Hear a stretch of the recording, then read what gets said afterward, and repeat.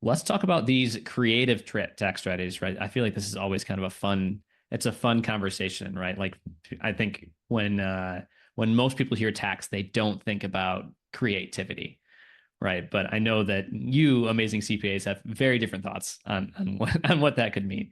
So, Rachel, what do you think about when you think about different opportunities, different creative opportunities for tax strategies that architecture owners can consider? Yeah. I think that overall, the best tax strategy is going to be based on something that you're interested in. So if you're really passionate about charitable giving, there are strategies that can cater to that. If you're really passionate about investing as a side project, there are certain types of investments that you can make that are going to give you huge tax advantages. So overall, in general, like that's why your plan should be customized to you because the things that you can do to save in taxes should be things that you like to do anyway. There aren't that many tax strategies that are going to be quick win, no effort. Usually, you will have to put in some effort in order to get the tax benefit. So you should put it into something that you like.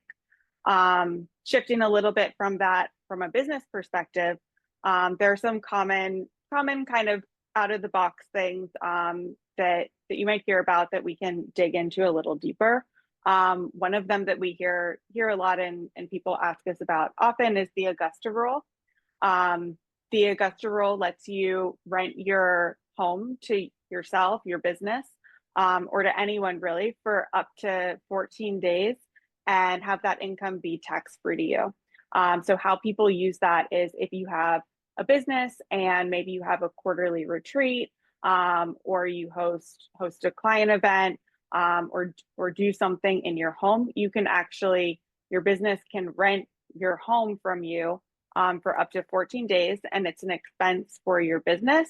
But on your personal side, that's not taxable income. So what you've effectively done is you've reduced your business income without having to pick up any income on the other side, and you've given yourself some money for renting your house to yourself. So the Augusta Rule is a really fun one to be able to take advantage of. Fun fact: it's named after the Masters, which is hosted in Augusta, Georgia. It was created for people who would rent their homes out during the golf tournament. But it's something where you can kind of get your income lower without picking it up on the other side. There are some caveats. For example, if your primary office is your home, that would be conflicting. So in some cases, it can be too good to be true. That's why it's important to talk to your CPA and make sure that you understand the limitations. But if it's relevant for you, then the Augusta Rule is definitely a nice one. Um, another tax hack that we love to use is paying your kids. So as a business owner, you can pay your children as much as they're you know as much as they're worth um, related to what they're doing for your business. But up the first 14,000, you can pay them, and it's a deduction for your business, but they're going to pay tax at 0%. So again, another way where you can get a deduction from your business income, but no one's picking up the other side. So you're just eliminating taxable income. Um, People might think, well, my kid's pretty young. They don't really help out that much in the business. That's where I would challenge you to maybe think a little harder. Maybe they help you with some office work, admin stuff. Maybe they help with social media, or maybe they're a model for your website. Kids of all ages can be helpful for your business. So definitely something to think about. And it doesn't necessarily have to be your child. If you can pay anyone in a lower tax bracket and potentially shift income from your tax rate into theirs. You just want to make sure that you're paying them for something that's legitimate, and that you documented what you're paying them for, and it's a fair rate. Um, And let's see, what are some other ones? Yeah, I can hop in, Rachel. So I love the idea of paying your children. I talk about that with clients a lot. Kids are expensive enough as it is, might as well get a tax write-off for it at the same time, right? I work with a realtor, and every time he sells a house, he takes a picture with his daughter in front of the sold sign, puts it on social media actor or model for him right there, and he can write some of that off against his income. I do want to talk about real estate because I mentioned it in the previous question, and I can talk a little bit more about the creative tax hack to get it to count as active income. Before I do that, real quick, I did notice already that the idea of entity selection and kind of structuring your entity or entities, if you have multiple businesses, has already popped up as a question. Probably a little bit complicated to get into on the webinar, plus it's kind of a case by case basis, but that is another creative thing that a CPA can help you out with is understanding what entity type is right for you and how to flow income from one entity to another and then ultimately into your personal tax return. And sometimes even doing that in the most efficient way possible can save you a lot on taxes too. So that would definitely be something that we would look at for our clients. But back to real estate. I mentioned the idea of going out and buying some property, doing a cost segregation study, which basically just takes the cost of the property and breaks it out into different portions. And then you can assign different useful lives to those portions. So normally you'd have to depreciate a property over 27 and a half years if it's residential or 39 years if it's commercial. But we could break that into some 5 year, 7 year, and 15-year property basically just a way to get a bigger chunk of that depreciation sooner. But that's just one step. Okay, cool. You've got this big real estate loss, but now how is that going to help me? I mentioned earlier that your business income, if you're an architecture firm owner, that would be considered active income. And you can't take passive losses to offset active income. So that's the challenge. There's two ways around that. One would be the real estate professional status. Doesn't mean you have to go get your realtor's license. It just means that either you or a spouse need to pass some IRS rules that say that you are a active material participant in the rental property. That can be hard. If you work full time and your spouse works full time, it's very hard to get the IRS to say that you can claim that real estate professional status. That would make the passive loss active, but another way around it would be the short-term rental loophole. So with the emergence of Airbnbs and Verbos, the IRS classifies that activity almost more like you're running a hotel, like an active business. So the rules that you have to pass are much easier if you get into short-term rentals. So for our clients where both spouses are full-time, either W-2 employees or full-time running their own business, an area we try to steer them into would be short-term rentals, which again, easier said than done. Like Rachel mentioned, a lot of strategies will require some work and some money out of you to make it happen. But if you're up for it, these are great strategies to try to pursue. Awesome. I saw there's going to be some great Q&A. So from Matt, who was a guest on season 2 of the Growth Tech podcast. So how does the home rent back concept work? Is there criteria for how much the rent is? And if we claim the home office credit, does this work? Assuming the home office is not part of the rental space. Yep. So good question. I can start, and then Rachel, if you want to jump in. So it does matter how much the rent is. We can kind of help you go through the process of pursuing this strategy. But basically, like Rachel mentioned, it's up to 14 days that you can rent out your primary house to your business. It does matter how much the rent is that you're charging. We would advise checking out local hotels, Airbnb, event spaces, see what they are typically charging for the same season that you're thinking of doing this. And then we want to make sure your documentation is proper. So we would want some proof of the rates that you did some research on to make sure that they are reasonable. We would want like calendars and meeting minutes to make sure that we can prove what actually happened during those 14 days. We can't just move the money from one account to another and say the Augusta Rule happened. We've got to know an idea of what happened. And then you can't double dip. So Rachel mentioned this when she brought it up in the webinar. If you're taking the home office, you can't take the Augusta Rule and vice versa. So working with a CPA like Gelt, we would kind of do an analysis of what is better for you, what is reasonable for you to be able to pull off, and it kind of depends on your business and the activities that you take part in. Awesome. I love that they built an entire kind of tax loophole around golf. Yeah. All right. So can you pay your kids for quote unquote inspiration? Like what category can we put these things under? Is that creative enough for you, Rachel? Yeah, consultants are expensive, and inspiration sounds like a consultant.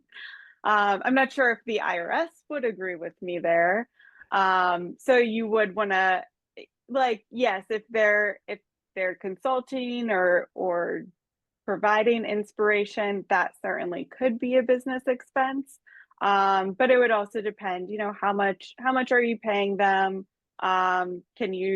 What decisions did you make from their inspiration? Can you maybe justify how that was valuable? It would probably be easier to say they, do some admin work or help you file paperwork, but I wouldn't say inspiration's not on the table. That is awesome. You should just Yes. sign an employment agreement with them that says that. And Rachel, maybe I'm wrong here, but isn't there usually some consideration to your child's age as well? Like we wouldn't want somebody paying, an infant $15,000 for inspiration. Yeah, that probably wouldn't make sense. Infants can make money as models. We've definitely seen that before. But there are also child labor laws to be aware of. Um, so when your children, I think every state has different rules. But depending on how old they are, you might want to consider like if they are old enough to be working and what they're doing to earn the income. Perfect. I need to get one of my kids to pop in here right now and pay them for a cameo appearance into the webinar. Cool. Well, how about this Augusta Rule, right? So the Augusta Rule and the children's payment actually, are those only available to certain entities like S Corps, LLC, partnerships, C Corps, or is it to anyone? How does that typically break out? Augusta Rule and paying your children, that's something that's available to all entity types. So no matter how you're taxed, that would be available. The Augusta Rule, you have to own your home for that to qualify. But that would be the only major caveat there. If you're actually a sole proprietor, so if you're an unincorporated business, filing on Schedule C, when you pay your children, you actually don't pay any self-employment taxes either, so that it's completely tax-free payment to them. If you are paying your children from an LLC, an S Corp, a C Corp, or partnership, you will need to pay Social Security and Medicare taxes on those payments, but it will be exempt from income tax. Awesome. Thank you so much, Rachel. All right, from Justin, some tax resources say that pets can be one of those creative tax strategies. Is that a legitimate approach? And if so, in what capacity could this be accomplished? So I would say pets are no most of the time. If you foster a pet, all of the expenses related to fostering that pet are considered a charitable donation. So in that sense, your pet could be deductible. But using your pet for a business, It comes down to ordinary and necessary. If you can, if you can, I tell people like, I'm here to sell your story to the IRS. Like, if you can convince me that there's a legitimate reason why you need to have your pet for your business and it makes sense, then it's a deduction. There's no, the IRS doesn't say, pets are not allowed. They're not going into super specific details about every rule. But you just want to kind of consider the facts and circumstances and say, is this ordinary and necessary? If the IRS were to audit me, would I be comfortable, making my case? Mm. And I know a lot of I know like a good handful actually of architecture firms that the owners will bring their dogs in or something, to the office throughout the week. Mhm. Keeps people happy, keeps them excited. Everyone loves having a dog in the office. Is that one of those like potential ways that they could consider like using a dog as an expense in some way or a pet? Yeah, I mean, perhaps like security, and it also depends on what kind of expenses. Like if you bring your dog to work and they're part of the team, maybe some of the supplies or food related to having your dog at the office could be deductible like other office expenses would be. If it was, you're getting a dog from a breeder and want to deduct that cost, that would probably be a harder sell. Perfect. All right, cool. Good to know. And then Matt jumping in. So, as architects, we often search for inspiration by way of traveling to new places. Is it fair to travel to a new city and explore that place to study the local work and spaces, venues, and that trip and expenses be a business expense? I think that this is a great question because architects do this all the time. Yeah. Yeah. Go ahead. No, well, you go ahead, Rachel, because I was gonna say Rachel brought up a great point in the last answer about being able to sell the story. So I'll let you tell it. Well, I could definitely sell this story. Yeah, absolutely. You want to consider the whole trip. So if you can document that like, hey, you're planning on going on this trip. These are the things you want to see. And then you can also show that like based on the inspiration that you got there, this is the revenue. Maybe you were taking photos and you have, portfolios that you keep or some sort of documentation of how this trip was valuable to you. You planned ahead of time, what you wanted to see or do, and then consider, 100% of that trip might not be deductible. But if 40% of the time you're working on getting this inspiration and doing this research, then 40% of your trip could potentially be deductible. I think it's fair as long as you're reasonable with what you're expensing, and it would be your cost of the trip. So if your family is coming with you, the cost of their flights and things like that wouldn't be included in your deduction. And one thing I'll add is if you can, it might sound kind of weird, but try to think and put yourself in the shoes of an auditor almost. I had a client, wasn't an architect, didn't own an architecture firm, but we were looking at his prior year tax return and he was filing a Schedule C with no income and $70,000 worth of expense. So showing a $70,000 loss, and most of that was travel. We asked him about it. He said that he was thinking about starting a venture. He was traveling around to meet with different partners, and it was legit. And we were okay with that.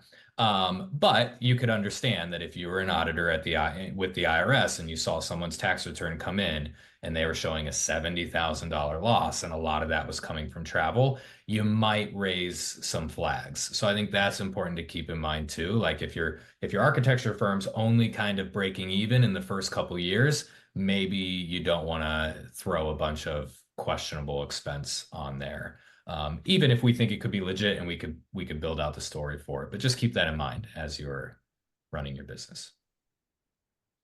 Awesome.